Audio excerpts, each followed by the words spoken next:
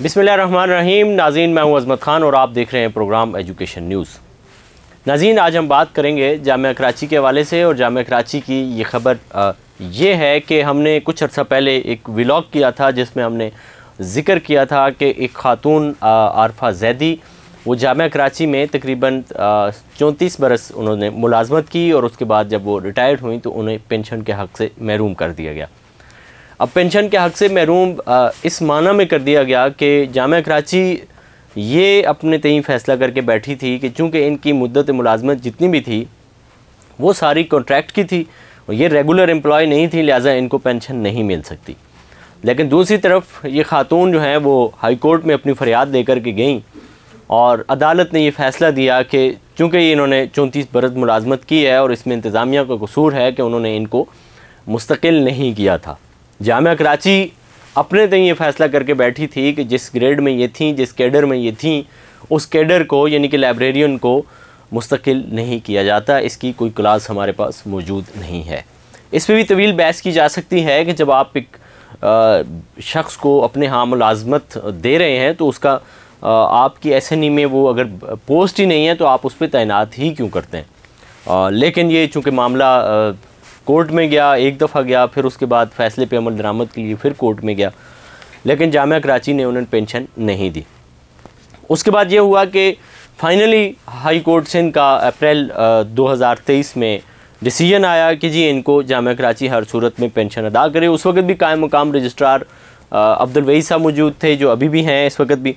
उन्होंने वहाँ पर उनसे बात नहीं हो सकी और उन्होंने एतराफ़ भी कर लिया कोर्ट के सामने खड़े होकर कि जी मैं तो टीचिंग फैकल्टी से हूँ और मुझे इस चीज़ का अंदाज़ा नहीं है। तो कोर्ट ने उनको कहा कि आप तो ये एतराफ़ कर रहे हैं कि आप टीचिंग फैकल्टी से हैं जबकि आपको इंतज़ामी ओहदे पे नहीं होना चाहिए।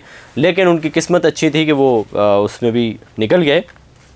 खैर, ये पेंशन का मामला जो हमने इस पे व्लॉग किया, फिर उसके बाद निगरान सेटअप तक ये बात पहुँची और उन्होंने जामिया कराची से पूछा। अब चूँकि निगरान वज़ीर आला की इस वक्त जामिया कराची के जो वाइस चांसलर हैं डॉक्टर खालिद महमूद अराकी, उनसे कुछ उस तरह से मामलात क्लियर नहीं है। मतलब जिस तरह से इससे पहले मुस्तकिल जो सेटअप था हुकूमत का उसके वज़ीर आला तक अप्रोच थी। अब चूँकि इनके मुरासम थे, अब निगरान सेटअप में इनके सितारे जो हैं उनके साथ मिल नहीं रहे।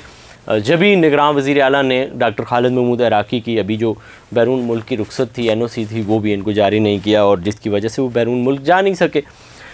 खैर, अब खुशी की बात आरफा सदीकी के लिए, ये आरफा ज़ैदी के लिए ये है कि उन्होंने चूँकि ये सारा मामला लेकर के वो चली, हिम्मत नहीं आ रही और उनको बिल आखिर जामिया कराची ने पेंशन अदा कर दी है। उनको एक पेंशन मिल गई। उन्होंने मुझे फ़ोन करके बताया जी कि आपका भी शुक्रिया कि आपने मेरी आवाज़ ऊपर तक पहुंचाई और फिर हमें पेंशन मिली है। अब बाकी जो उनके बकायाजात हैं उसके लिए भी ज़ाहिर है उनको जामिया कराची उस पर वर्क कर रही है और उनको ये भी देंगे। और ये खुशी की खबर इसलिए भी है कि इसके अलावा जो जामिया कराची के अंदर लाइब्रेरियंस मौजूद हैं उनके लिए भी एक उम्मीद और एक राह बन गई है कि वो इसको मिसाल बना कर के कोर्ट में जा सकते हैं और कोर्ट में जा कर के कह सकते हैं कि चूँकि ये हमारी एक खातून लाइब्रेरियन थी जिसको कोर्ट ने एक इंसाफ दिया है, अब हमें भी इंसाफ दिया जाए कि हमें मुस्तकिल किया जाए टिल जब हमारी यहाँ पे जामिया कराची में ज्वाइनिंग हुई थी तब से, और फिर उसके बाद उनकी उसी तरह उनको ट्रीट किया जाए जैसे रेगुलर एम्प्लॉय को किया जाता है। तो ये आज की खबर थी जिससे हमने आपको आगाह किया और ये ख़ुद एक आरफा ज़ैदी के लिए भी अच्छी खबर थी और फिर उन लोगों के लिए जो आरफा ज़ैदी की तरह जामिया कराची में लाइब्रेरियन है और उनकी अच्छी खासी तादाद है कि उनको भी मुस्तकिल किया जाए। इसी के साथ अपने मेज़बान अज़मत ख़ान को दीजिए इजाज़त। अल्लाह ने के बाद।